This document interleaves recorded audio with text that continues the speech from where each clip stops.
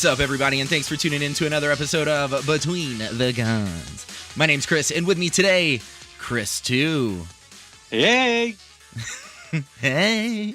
Hey, guys! How's it going? That was kind of super weird. It kind of sounded like Chucky from Rugrats. Like if it were more high pitched. Yeah. It was like Chucky post puberty, like all grown up. Yeah, Chucky going through his really awkward phase. Exactly. When was Chucky ever not awkward? That's also true. Yeah. Anyways, thanks to everybody that's hit us up on the internet this week. To everybody that's left a review in the iTunes store, we appreciate all that good stuff. I just was telling Kris, it's Valentine's Day when we're recording, so I'm happy to be spending it with him and not my wife, who is picking a DVD off the shelf right next to me, so she can go watch it by herself. Yeah, it's a real treat. We get to we are sacrificing times with our wives to spend it with you, dear listeners. So listener people, you're welcome. You're welcome.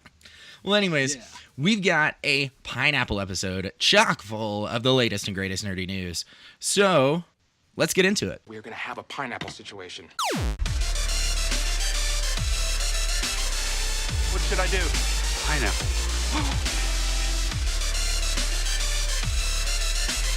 The word that cannot be spoken. Pineapple. Just want to say pineapple. If Pineapples are fun. My dad used to throw them at me. Pineapple. Seriously? Wow.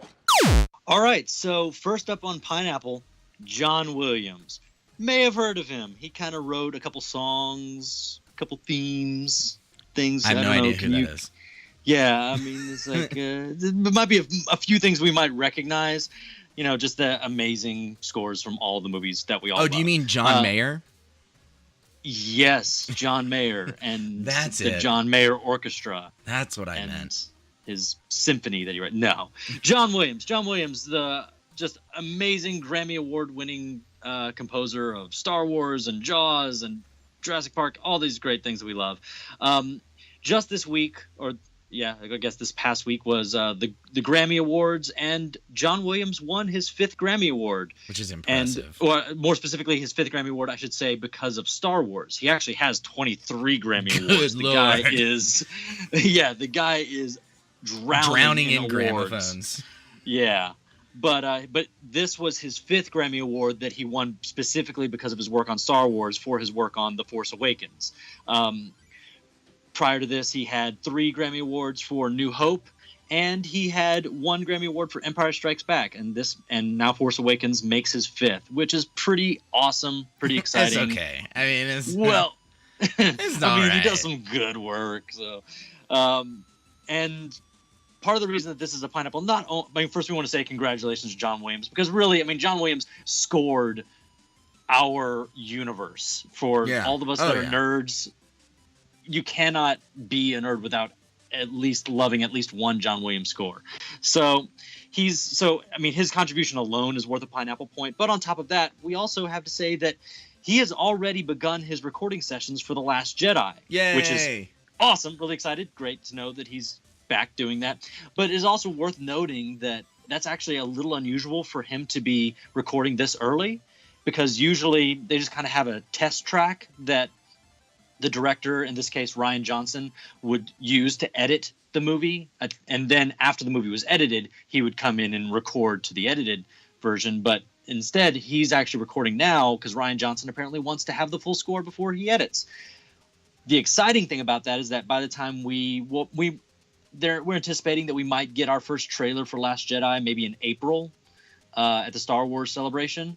And what that might mean is that we might have some original John Williams score to go with it. So nice. Fingers crossed. Yeah. Pineapple. So Ben Affleck has a lot of news floating around his little name lately. He's been real wishy-washy with the whole Batman thing, kind of saying some pretty shifty things, but I think that that's mainly just because it's still kind of in pre-production, so he can't really say too much. But the latest and greatest rumor about Ben Affleck, according to John Campea of Collider Movie Talk, That would make no sense. What does John Campea know? He knows music. Right. According to him, Ben Affleck is not even interested in playing Batman anymore. And to quote John Campea directly, Ben Affleck, make no mistake, he does want out. He doesn't want to be Batman anymore. I've been told Ben Affleck is having talks with Warner Brothers in an attempt to get out of being Batman. And if they do not let him out of being Batman, the standalone Batman film that ultimately happens will be the last time we see Ben Affleck as Batman. Now, before everybody goes and gets their panties in a wad, this is, in fact, a rumor. This has not been confirmed by anyone. Okay. It has not been confirmed by Ben Affleck or anyone in his camp. Let me unwad my panties. Right. just cool your jets. So we do know, we found out earlier this week, or late last week rather, that the script for the Batman standalone film has been completed. Everyone's happy with it. Ben Affleck actually said that he's happy with the script. So it very well could just be talk. He's been, like I said, he's been really wishy-washy. He dropped out of the director role. His reasoning behind that is a big deal, but the reasoning makes sense. Yeah, the reasoning behind that was he could not give the Batman character everything it needed while also directing. So that statement in and of itself, unless it was just pure politics, shows me he's not wanting to back out of Batman. Did you happen to hear what Kevin Smith's take on that reasoning was? Yes. Yeah, which made perfect sense. I mean, of course, like we wouldn't be able to quote Kevin Smith here because we'd have to severely edit it. Yes. But in short, he was just saying that he was saying, like, look, honestly, like, he knows that he's going to be held to a ridiculously high standard because the last standalone Batman was Chris Nolan's take, and so he knows that there's going to be a high standard, so he wants to give it everything he's got. And the last Ben Affleck by himself superhero movie was less than great. Yeah, and so it's just, and which, I mean, it's one of those things that you can understand. It sounds like it could be just them making excuses, but I can see that. I mean, why not? Why take on all the work when you can bring in someone you trust? And for sure, I don't know. I'm mainly just trying to keep my hopes alive at this point because it is just a rumor. You're right, but there has been a lot of negative talk swirling around this Batman movie, which it's a Batman movie. Like, if Hollywood should know how to make anything at this point, they should know how to make a good Batman movie. They've only made 1,000, and if the Batman movie is bad or doesn't happen, or if Ben Affleck quits, I don't know what I'm gonna do. Yeah. Like, well, either way, it's just a rumor, so we can all rest easy for now. Just wanted to put it on everybody's radar. And pineapple. Okay, so speaking of other film franchises that are in jeopardy, limbo, whatever, Paramount has halted production on a couple of its horror franchises. For any of you horror fans out there, previously scheduled for October 13th, 2017, was their reboot of Friday the 13th. And Paramount has now shut down production. Initially, this reboot of the Friday the 13th franchise was going to be angling more for a younger take on Jason Voorhees. And that was all going down last year. There was a big announcement. It was supposed to be really exciting. Then casting kind of got stalled. And then there was some lawsuits going on with who had the rights to what. And now Paramount has completely stopped production on this movie, and reportedly because they feared a poor showing with the same target audience as their most recent horror reboot, Rings, which I took a quick look at the box office mojo for Rings, and its worldwide box office, like, it doubled its budget, which is, you know, when it comes to a movie is not bad, but it still didn't make a lot. Right. So I think that after Rings didn't do as well as like the first Ring movie, I think they're now getting a little skittish, and they're not entirely sure if they want to dump more money into these franchises that may not make much money back. Sure. Especially that makes good sense. Yeah, and of course of the different franchises, Friday the 13th has had a lot of really bad movies in that franchise. So might be a good time to take their time with that and really think about what they're doing. The other franchise Paramount's pulled back on is they had a World War Z sequel. Great. Yeah. I mean, okay. We all saw the World War Z movie, and it was pretty much the only similarity that it had to the book was the title. Yep. And nothing else. So, World War Z 2 was originally slated to release in June 9th of 2017, but it has now been removed from Paramount's release schedule and is expected to be delayed as late as possibly 2019. Okay. The film lost its director Juan Antonio Bayona, something like that. Antonio Bayona. Yeah. He left the movie last year. He went on to direct the movie A Monster Calls. And since then, Brad Pitt himself has actually been reaching out to Hollywood directors and asking them to keep the project going. So apparently Brad Pitt still wants the movie to happen and wants it to do well. Not quite sure why. Again, we saw the movie. I was not very, as far as zombie movies go, it kind of came at a time when we were overloaded with zombie movies. Yep. And it was just another in the field of zombie movies that was kind of underwhelming, especially because we were expecting it to be more, because we were expecting it to be an adaptation of the Max Brooks book. So, but it definitely made enough money to warrant a sequel. So Brad Pitt's still hoping it happens, but for now it looks like Paramount's tapping the brakes until they feel more confident. So sorry, you 5 World War Z fans out there. Pineapple. James Mangold, the director of Logan, has stated he wants an X-23 film. Yes. Talking to We Got This Covered, he said, "I definitely know that Hugh and I will work together again." Obviously, speaking of Hugh Jackman, who plays Wolverine, and also Logan, because they're the same. Same guy. Right. He went on to say that he's definitely interested in another comic book movie, and he would love to see an X-23 film, which is really interesting.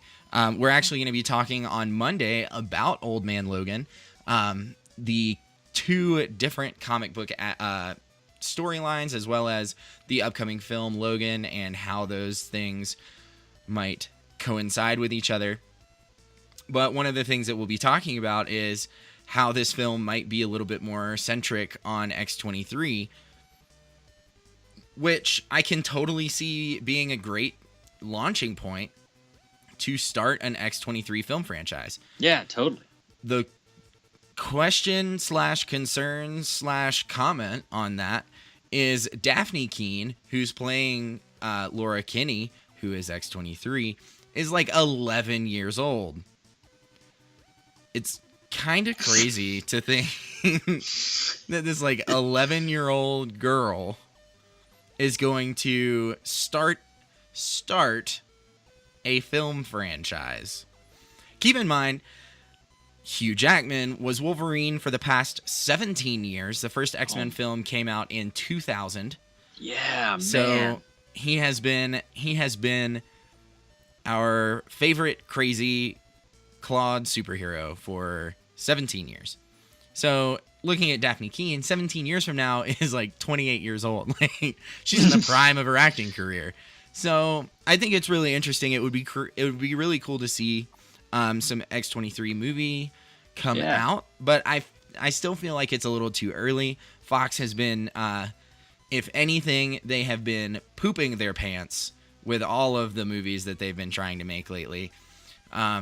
In regards to superheroes, so I'm really concerned about like jumping on this bandwagon. I would just say let's see how Logan turns out first. Yeah, and I mean, it has been noteworthy that in the trailers, like, we've seen snippets of her and we've seen bits of her, but especially if she's going to be more centric in the movie, you can't really tell it from the trailers. Right. And they've intentionally like kind of been saving that, I think, which would be great if she turns out to be the breakout star of that film. Even better. I would love to see some more. If that's the case, I'd love to see more of it. But yeah, we'll have to see. Yeah. Oh yeah, pineapple. So speaking of kids with mutant powers, I guess. Stranger Things. We've got kind of a more stretch. images. Hey, I'll take 11's got some sort of crazy power, and That's you true. just said Daphne Keane was 11, so I'm taking it. This segue stretch is getting further and further stretched. Oh, just wait. I think I can stretch more. All right. So, we have new Stranger Things images, guys. Entertainment Weekly has released some new images from season 2 of Stranger Things, and they're featuring all the familiar faces. We've got an image of the 4 friends trick-or-treating in their Ghostbusters costumes, and really kind of makes me jealous that I don't have a Ghostbuster costume that looks that good. Right? It's so good. It looks real. It's like, oh man, I would love to have that. I would wear that all the time. Those kids are cosplay kings. I know. So, and then we also have pictures of like Will with his mother Joyce, and she is upset like she perpetually always is, like holding his face, Right. just looking angsty and upset and just genuinely worried. We have an image of his brother Jonathan, and he's hanging out with Nancy again. Yeah, he is.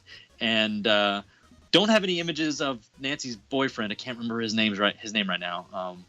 It's the guy that everyone said I looked like, which is just great. And we also had a picture of Sheriff Brody. And the one character that is not familiar to us, the new face that we see is this young redhead girl named Max, played by Sadie Sink, who all that they've revealed so far is that she has a complex and suspicious past, which could mean anything, but in the context of Stranger Things, when complex and suspicious probably means some weird government organization or supernatural thing, who knows who she is. Maybe she was another test subject with 11, or who knows. But in Entertainment Weekly, show creators Ross and Matt Duffer were interviewed, and they said in their interview that although they envision the series to continue for 4 or 5 seasons, the plans may change as the show progresses. Quote, "Everything changes as we move forward, so we'll see. I want it to have a really finite ending. I don't want it to be one of those shows that runs out of gas and they lose it because they're losing interest. You want to end when you're on top." I agree with that. Yeah, I mean, I wish more people in Hollywood had this philosophy. You know, you make something good, you have an end goal. Supernatural looking Yeah. at you. Yeah, well, yeah, Supernatural had an end goal, and then the studio just said, no, we're just going to keep going, and the show creator was like, fine, I'm out. But 6 I mean, seasons later. yeah, gosh. So I mean, and there are just a lot of things. Like I love hearing that when I hear the show creators for Game of Thrones, they said the same thing. Like HBO said to them, look, you can keep going as long as you want. And they said, no, we're going to stop here. They could keep going, but they're not going to. And I love to hear that with a show that's also, I mean, Stranger Things, the hype train is nothing but just running full blast right now. Oh, yeah. They could easily say, yeah, we'll just keep going until we get bored of it or whatever. But no, they're like, no, we have an end goal. We have an end. And 4 or 5 seasons from now, that's season 6 or 7. And if you have an end goal, and that's a good run of a season. Each sure. season has 8 episodes, so a little over 50 episodes. That's a good number for a solid series. So here's hoping that the show just continues to be good and they get that nice, tidy, complete package for us. So until then, we have to wait for Stranger Things season 2 to debut Halloween Day on Netflix. 2 things really quick. Yeah. 1, no one's trick-or-treating this year. 2, Yeah. 2, you were talking about Steve Harrington, by the way. Steve Harrington, thank you. Yeah, Steve. Yeah, the guy that started out like really creepy and then became noble, but kind of rapey, but turned out to be a pretty cool guy. Which was really, really upsetting when like I hadn't even watched the show yet, and I had multiple friends texting me saying, "Dude, you're on Stranger Things. This guy looks just like you." And then I watch and like, this guy's awful. But this dude sucks. I don't want this. But then he turned out to be noble, or he became noble, which was like, okay, we're cool with that. So yeah. So maybe I'll see my doppelganger again this season. Pineapple. Marvel has shared a really cool production launch / teaser video / interview thing About Avengers Infinity War. It is super dope. And the whole thing, it has like the different directors throughout the whole MCU event are talking. Kevin Feige is talking, and there's like Tom Holland, Tony Stark. That's not his real name. Robert Downey Jr., Chris Pratt. They all have like talking heads, which is cool. But the coolest thing about it, and here I am to point out something that no one would have seen. There's a quick little like side scroll concept art with Rocket Raccoon and Thor, and it's super dope. But in the image, Thor is holding what appears to be Mjolnir, and he looks very stoic. The only problem is he's not holding Mjolnir. He's holding I always screw this up. Jarnbjorn, which is the battle axe that he wields in the comics, which is kind of cool. But at the same time, everybody's probably thinking, like, if you have Mjolnir, which is his hammer, why would you need Bjorn, a battle axe? Because Mjolnir is like the best. Well, there was a time when Thor was deemed unworthy to wield Mjolnir, so he took up Jarnbjorn as his primary weapon. It is forged by the dwarves of Nidavellir and is indestructible because it has an enchantment placed on it, which is really as neat. most space axes are.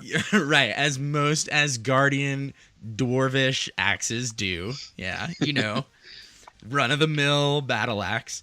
But it's also it's really cool because it's sharper than almost any earthly weapon. It can cut almost anything, and can even be used to defend attacks that include energy bursts. Fun fact, Thor has used Jarnbjorn to defend an attack against Apocalypse's optic bursts, which is like insane. But Thor also has enchanted Jarnbjorn, which I'm going to get in a real steady rhythm of saying. Has enchanted it with his own blood, so it can also pierce celestial armor. Now, that brings a handful of questions. Question number 1, because I said it most recently, it can pierce celestial armor. For those of you that don't know, Thanos is in the race of what's called an Eternal, which basically means he is empowered with genetic modifications by the Celestials. So his armor is celestial armor. On top of that, a bigger, more important question comes around of why does Thor not have Mjolnir? Is it he is unworthy to wield Mjolnir after events of Ragnarok, which I can totally see happening? Yes. Because you have like Hela, like there's going to be a fight with Hela, and there's going to be like all of this craziness happening. He's definitely going to do something over the line. Mm-hmm. Like, no questions asked. Ragnarok will not be Ragnarok if Thor is a goody two lose shoes. his mind. Yeah. So my thinking is he becomes unworthy to wield Mjolnir. So he takes up Jarnbjorn, and I would guess that he plays a pretty strong role in either destroying or defeating Thanos or destroying the Infinity Gauntlet with Jarnbjorn, because it is capable of piercing celestial armor. But that was like some next level nerd stuff. So we're just going to pineapple right out of here. Pineapple up. All right. So speaking of hammers in space, you are really stretching it. Fox is finally interested in bringing Firefly back. Finally. Yeah, because Nathan Fillion's Captain Hammer. Okay, I'm gonna move on. All right, so I had no other connection. So yeah, during for one thing, I guess I would title this. I would title this pineapple, if I was to give it its own title, I would say, really? Come on. Come on. Come on. So during a panel last month at the Television Critics Association, the president of entertainment at Fox Broadcasting, Dave Madden, was speaking to Rotten Tomatoes, and he said that they, Fox, are open to a Firefly reboot, but only if Joss Whedon is on board. Which... yeah. Okay, so, I mean, for one thing, given the long, rocky history that has been Firefly with Fox, just for a quick recap for anyone who doesn't know or remember, Firefly was, on Fox for a very, very brief time, not even a full season. When it was greenlit it was greenlit at Fox, and then they got a new president who didn't care for it, and so the episodes were premiered out of order on every week. The night and time would change, so it was impossible to gain an audience. And as a matter of fact, they aired the pilot last before it was taken off the air, which just makes no sense. Yeah, it was a bad time. It was really, really bad. But then it found a new life on DVD and huge cult following, and it's kind of one of the first examples of the kind of before the internet was the internet, cult followings creating an online community to get their favorite show resurrected, and which led to the film Serenity. Like, you can go back and look at the old forums where people would post about like holding events to rally support for the show, and I mean, it's early days internet, really bad. It was pre-Reddit. We'll put it like that. Yeah, pre-Reddit, any of that stuff. So, and in the past, so they had that, but then it found new life on DVD. Then they got the movie made, which was just a huge victory for all the brown coats, and we were all happy. And since then, there's just been the nonstop, incessant demand from the fans for the show to come back. In the past, Joss Whedon and the series producer and co-writer Tim Mjolnir have both said that they would be open to the possibility of bringing the show back. Joss Whedon has reiterated multiple times that he would do it if it felt right and if the cast is freed up from their busy schedules. Mjolnir has said that if the show were to come back, quote, "I think a limited series of some kind would work best. Something like that could work if 20th Century Fox could partner with Netflix or another distributor." And it's not outside the realm of possibility. Fox has recently brought back X-Files. They recently brought back Prison Break. Yep. And so Fox is clearly, I guess if nothing else, they're not happy with their current programming, and they're wanting to bring other things, I guess previous successes back. Bring back the moneymakers. Yeah. Which I've got to say, like, I would love to see more Firefly. We all would love to see more Firefly. We'd love to go back. It's great to hear Fox finally say that they would want that too. But for one thing, all the actors are off doing their own thing. Like, even though Nathan Fillion's done with Castle, he's still doing other stuff. Alan Tudyk is in a TV show now. Yeah, a new TV show that just started. So who knows what's going to happen with that. Like, everybody's really got other things going on. And then all of that on top of the recent passing of Ron Glass, a.k.a. Shepherd Book. It might be too little too late, Fox. I mean, never say never. Things could always happen. Things could always change. But I feel like even if they did bring it back at this point, they may not be able to get the whole cast. It wouldn't feel, and if they're not able to get the whole cast, it wouldn't feel like the whole show, you know? Oh, yeah. So, well, my thought was it would be really interesting to see, not necessarily a reboot, but sort of a reboot. Like, instead of trying to bring everyone back, land a total noob cast, just like they did the first time. I mean, none of those people were household names. True. So land a rookie cast and continue the story with a different ship. And honestly, I would be okay with that, because I mean, the show was great and well beloved because the cast was really good, and the ship in its own way was a character of the show. Yeah. But since then, there have been multiple comic books that have come out expanding the world. And it's just the whole world of, and really it's Joss Whedon's writing. And that's why I think it's good that Dave Madden said he would only do it if Joss Whedon was on board, because he was the heart and soul of that show. It was his writing that brought it alive. Absolutely. It shouldn't be done without him. But, and I would love that. I mean, I have the Firefly board game, and I love playing it just because I love going back to the world of it. We have Firefly Clue. Yeah, so, I mean... And Yahtzee. So if they decide to do it, I'm not saying I'd be against it. And honestly, if they want to do a rookie cast, I volunteer as tribute. I will drop everything else I'm doing. I will drop everything else I'm doing to go do that. I will leave these kids mid-semester. Truth be told, I would. I would leave my you. I would leave my teaching job. I'd leave everything else behind, and I'd except my wife. I love you, honey, and happy Valentine's Day. And we would go out and do it. But anyway, so Fox has said it.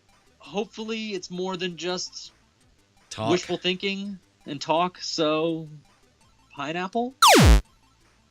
Ghost in the Shell.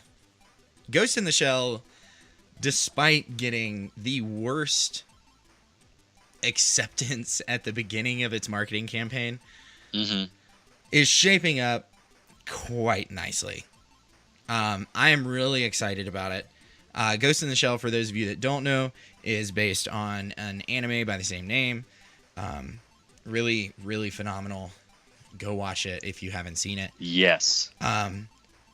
But we just got a new trailer for Ghost in the Shell coming out in March with Scarlett Johansson in the star spotlight. Center stage. That's what I wanted. Leading role. The leading lady. Headliner. But this movie, it's crazy. This movie looks amazing.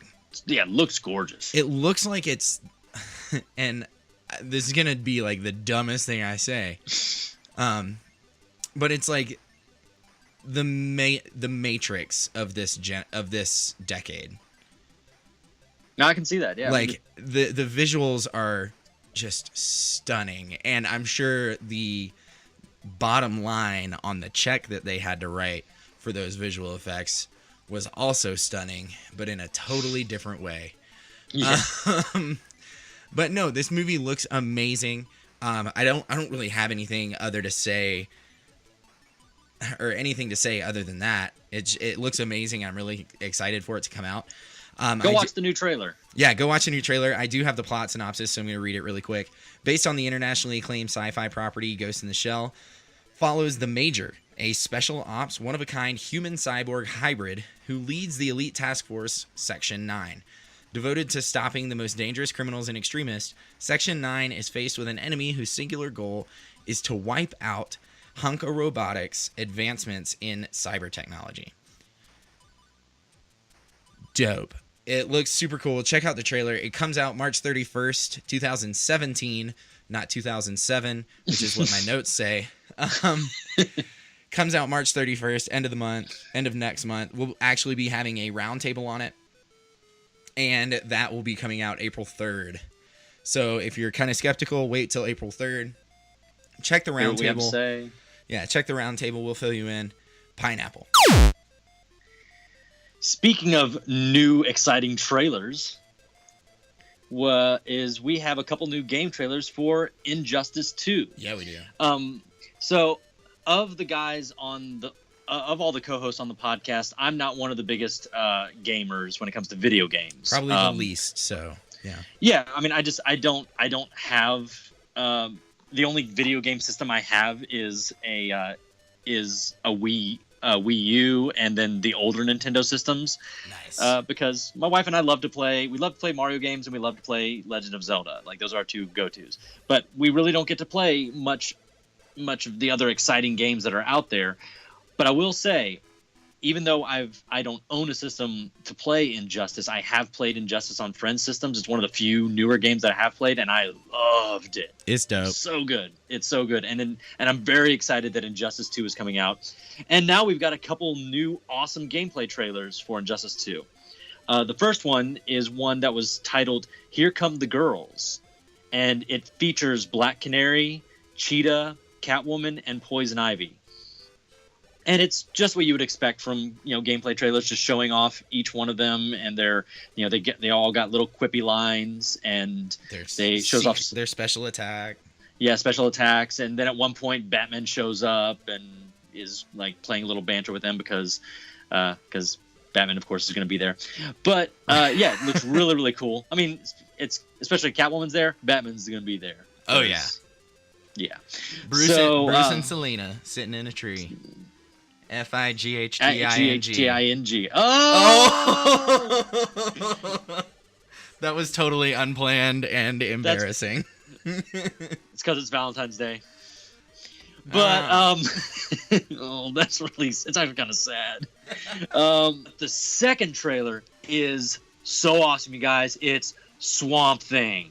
We've got Swamp Thing in Injustice. So what was really exciting about this is that it's showing off all of Swamp Thing's really cool moves, and at one point in the trailer it has him fighting Robin, which just seems totally unfair, because they're just not in any way evenly matched in my mind, but whatever. But what's really cool is, go watch the trailer, you get to see all of his cool moves, but his finishing move is amazing, where he has the plants reach up, grab Robin, pull him down into like this cave of undergrowth, and just giant vine fists are just punching him into the walls of the cave. It's really cool, guys. I'm really excited, and I hate that I don't own another game system, but I'm gonna have to play this on a friend's game system. So yeah, Injustice 2. Get excited. Pineapple. Speaking of Swamp Thing, Yep. the Marvel version, Man-Thing, which we can argue about who came first if you want, but they kind of came about at almost the exact same time. Weren't the guys roommates? It's a really weird story. Yeah. But so for another conversation for a different day. Man-Thing is coming back to single issue comics at Marvel, which is really exciting.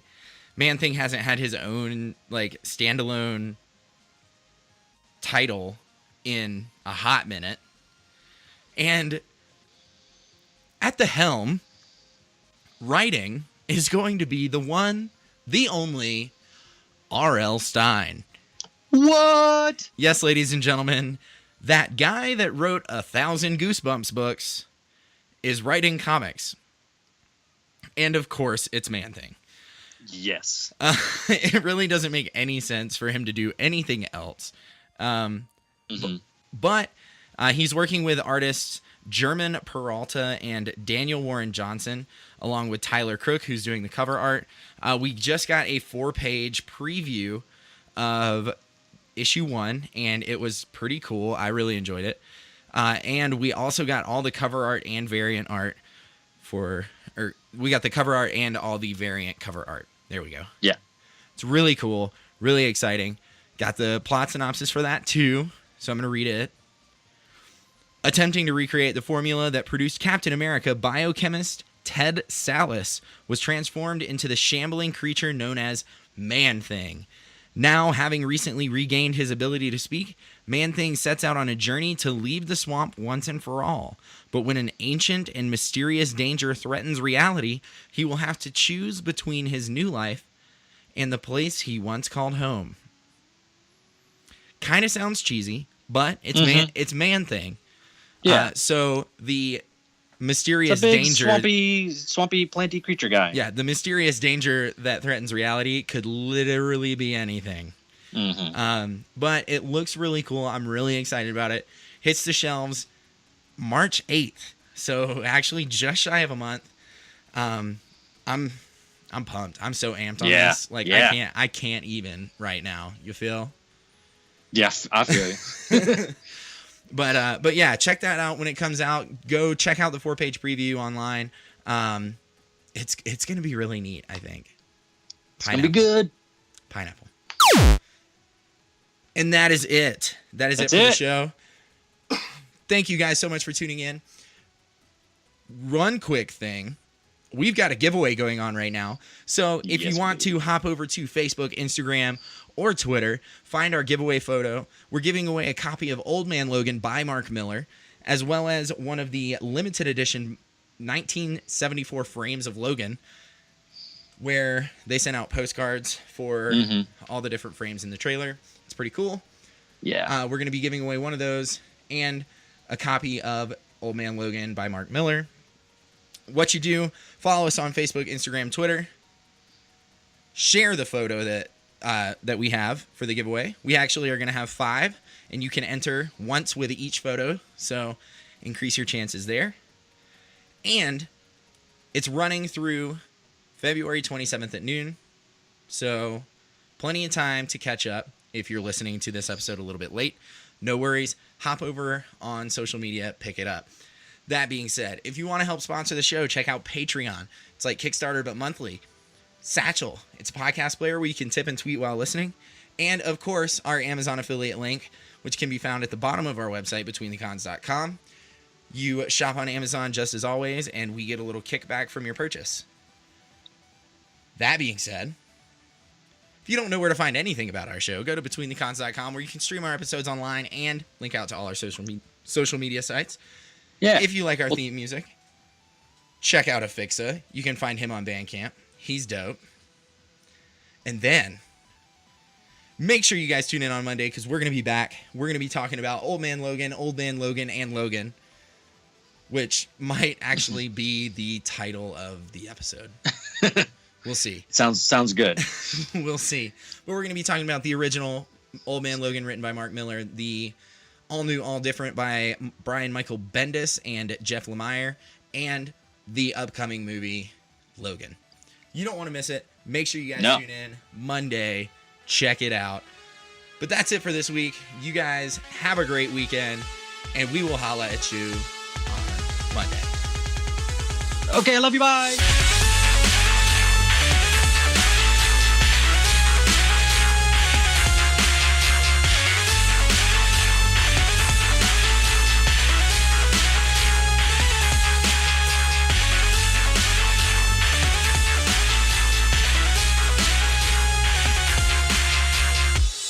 Happy Valentine's Day.